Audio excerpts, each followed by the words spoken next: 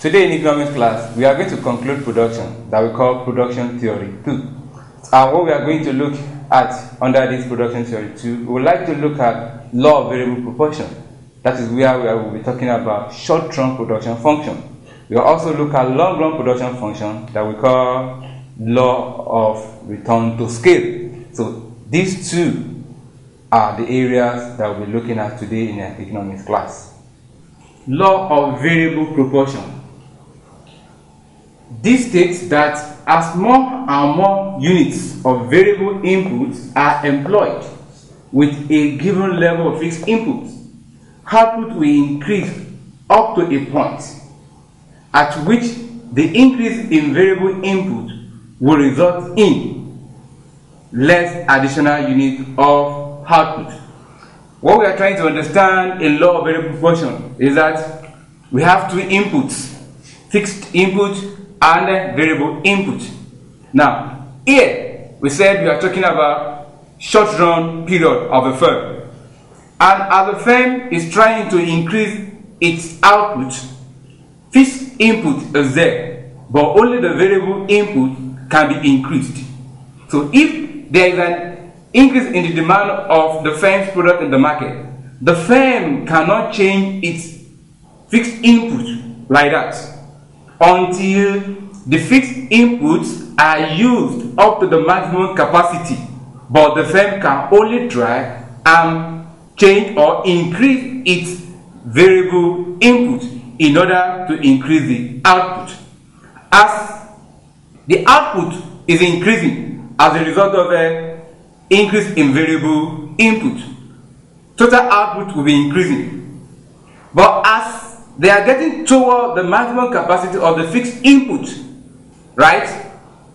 Total output will reach a point that after that point there will be a decrease in the total output as a result of what? As a result of over utilization of fixed input, because the fixed input has reached its maximum capacity. So whatever variable input being employed, the output will not increase. It will be a decrease in output at the end of the day. Let us use a schedule and demonstrate what we have defined here.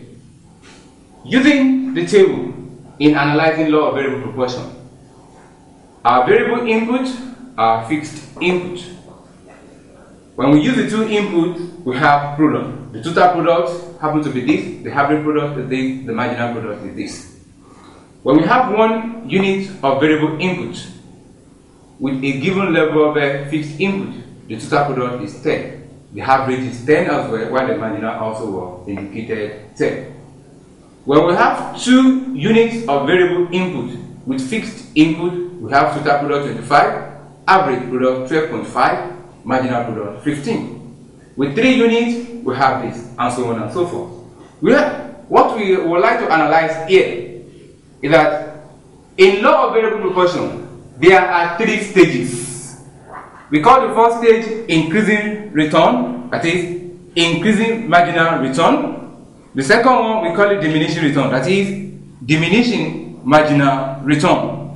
While the third one we call it negative marginal return. That at the beginning of every firm operation, they will always have increasing marginal return in terms of their products, because they've not used the maximum capacity of the fixed input. So in that case, the firm will experience what we call increasing return. As more variable inputs are employed, right, total output will be increasing to the extent that the fixed input will be getting to its maximum capacity. So that is what we can observe from variable input 3 down to variable input 7. Input 3, we have total product to be 37, average 12.33, marginal 12. As we are employing, or as the firm is employing more of variable inputs, total output is increasing up to 7 units of variable input, where we have total product to be 63. While the average product is decreasing gradually, from 11.75, 11, 10, 9. Coming to the marginal product. Marginal product too is decreasing, but average product is above marginal products. So as the firm is trying to use its fixed input up to its maximum capacity, average product will be more than marginal products. That is the time the firm will be experiencing what we call marginal return at diminishing rates.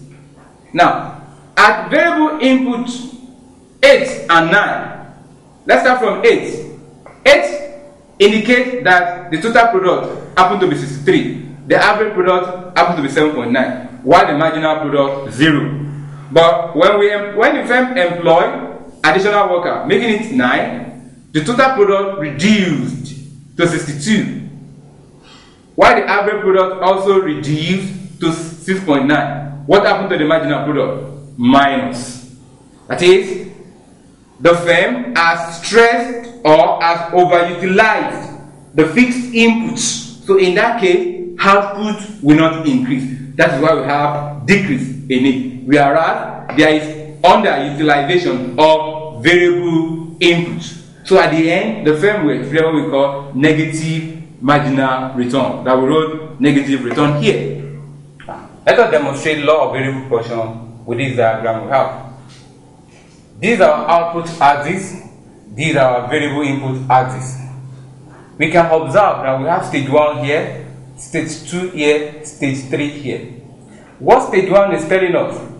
That when the firm starts production, the firm will experience increasing marginal return. Why do you have increasing marginal return? Because the firm has not used the fixed input up to the maximum capacity, but they've not employed variable input as well. That can be used toward the production so that the output can increase. So as the firm is moving toward the second stage, the firm will now be experiencing what we call diminishing marginal return. And when you say diminishing marginal return, there is an increase in output, but at diminishing rate. While the previous one implied increase in output at increasing rate. So as the firm is increasing its variable input, more output will be achieved gradually. So up to a point where the firm will use its fixed input up to the maximum capacity. And once the firm uses its fixed input up to the maximum capacity, total product will get to the peak that we have here. You observe that at this point, as it's coming down, it implies that total product is dropping. Take for instance, point A. Let us assume this is point A, and this is point B. That is, at this point A, total product has reached its maximum, while the marginal product is 0. That is what we have. That is what we have over there, where we have this, the 8 units to be 0. That is, total product the total product of the firm has reached its maximum capacity when the marginal product is 0. Now, after that Q2, you can see that we are having increase in our in variable input. That is, it shows increase in variable input. But what happened to total product? Total product has started falling. So the implication is that once the total product reaches its peak, marginal product will be 0. And further production after total production has reached its peak imply that marginal product will be negative. But average product will be falling. It will not be negative. So what we try to understand what we are trying to understand is that there is a relationship between total product, marginal product, and average product. That as the total product is increasing, having got to the second stage, marginal product will be falling, but average product will be above marginal products. And once the total product reaches its peak, marginal product will be negative. But if the total product is falling, marginal product will now become negative. But in terms of average product will only be falling. while marginal product will be what? Continue to be negative. So there are three stages in law of variable proportion. So as a firm, no firm will not to produce beyond Q2, that is, once total product reaches its peak. As I've said earlier on, that once total product reaches its peak, it implies that the fixed input has reached its maximum capacity. So if you further using the fixed input here, then your total product will be falling. Law of return to scale. This describes the relationship between output and scale of input in the long run when all the inputs are increased in the same proportion. When we are talking about law of return to scale, it implies that all the inputs of a firm have become variable inputs, and the firm is already in the long run period. Why? Because the firm has changed or has increased its plans, maybe from one plan to second plan to third plan. All this make the firm to be in the long run period. That is, no input is fixed again. All the inputs have become variable inputs. Let us use the table before us to analyze law of return to scale. We have said it that we are talking about law of return to scale. It implies that the firm is already in the long run period, where all the input of the firm become variable inputs. Take for instance, assuming the firm has one labor plus 2 acres of land, the total product is 8. The marginal return also will be 8.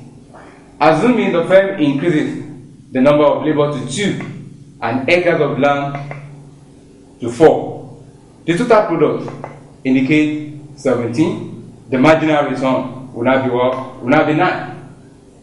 Now the firm further increases the variable input, that is, all its input, to 3 and to 6 of acres of land. The total product is 27. Marginal return is 10. You observe that as the firm is increasing its variable input or increasing its input, total products are increasing from 8 to 17, 27, 38, 49, 59, 68, 76. But let us look at the marginal return. We have 8 for the first scale, we have 9 for the second scale, we have 10 for the third scale, we have 11 for the fourth scale, we have 11 for the fifth scale, we have 10 for the sixth scale. You observe that from the first to third scale, the firm is experiencing increasing return to scale, while from the fourth to the fifth scale, the firm has constant return to scale, and then from the sixth to the eighth one, the firm is having diminishing return to scale. So the implication is that when a firm increases all its inputs, total product will increase, marginal product will also increase.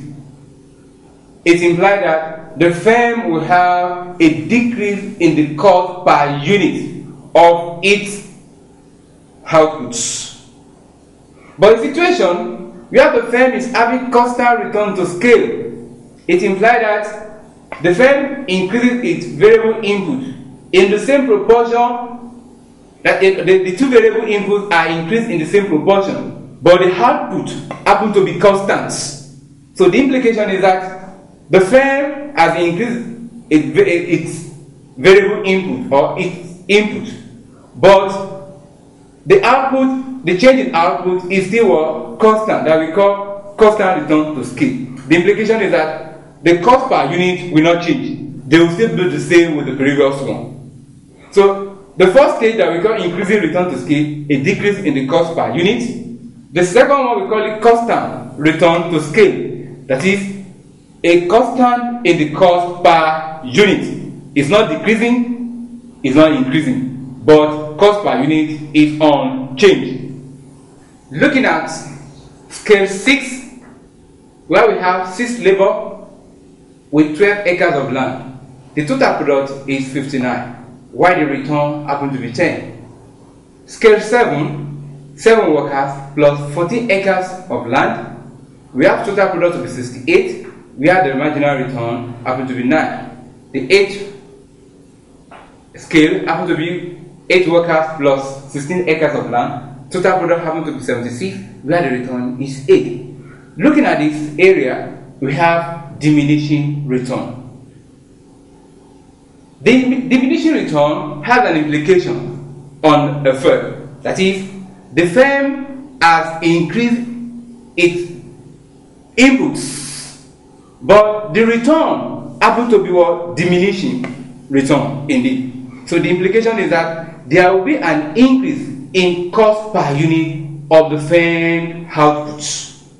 Unlike when the firm is experiencing increasing return here, where the cost per unit will decrease. So to summarize the table, there are 3 stages in return to scale: increasing return to scale, constant return to scale, diminishing return to scale.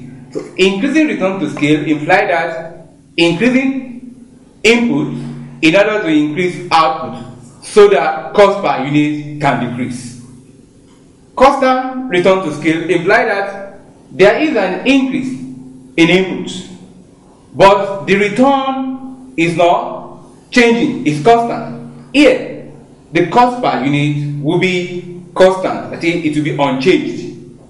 While diminishing return implies that despite that the firm has doubled its input, but the return in terms of marginal return has not increased, but is diminishing. So the implication is that there will be an increase in the cost per unit of the firm output.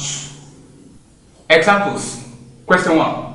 The law of diminishing return begins to operate when A. Total product begins to increase, B. Total product begins to fall, C. Marginal product begins to fall, D. Marginal product begins to rise.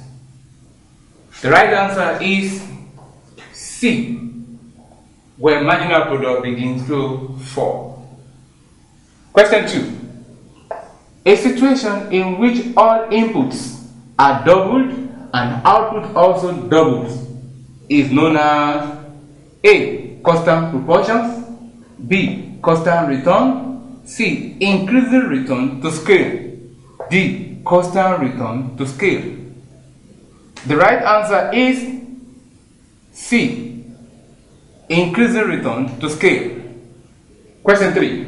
The concept which shows responsive level of output to changes in the quantity of input used in a given production process is called A. Increasing return to scale, B. Constant return to scale, C. Return to scale, D. Decreasing return to scale. The right answer is C. Return to scale.